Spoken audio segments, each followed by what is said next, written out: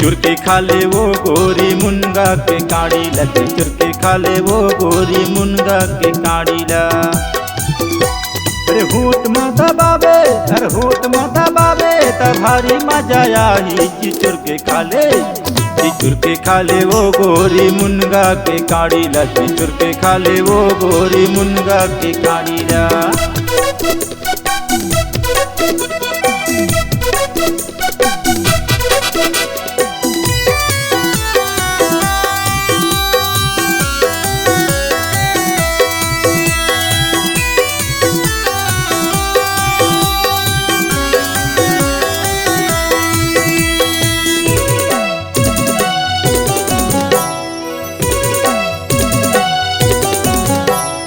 दांत में चबावे त तीन फाती हो जाही, होठ में दबावे त भारी मजा आई। दांत में चबावे त तीन फाती हो जाही, होठ में दबावे त भारी मजा आई।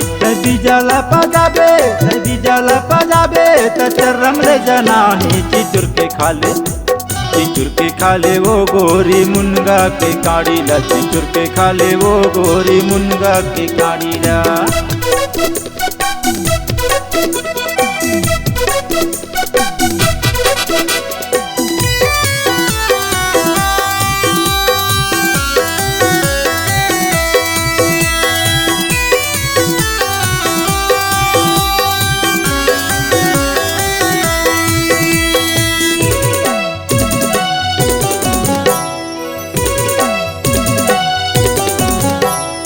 उल्हा उल्हा भाजी हाँ दार में मिठाते, चुप चुप हा बनावे त सरपट ले लिलाते।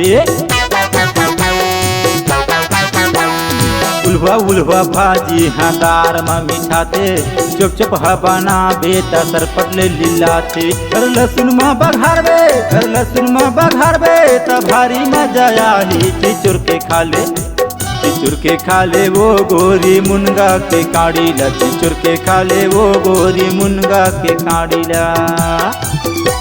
अरे होठ में दबावे, अरे होठ में दबावे त भारी मजा आई। चिचुर के खा ले, चिचुर के खा ले वो गोरी मुनगा के काढ़ीला, चिचुर के खा ले वो गोरी मुनगा के काढ़ी। चिचुर के खा ले वो गोरी मुनगा के काढ़ीला, चिचुर के खा ले वो गोरी मुनगा के काढ़ी।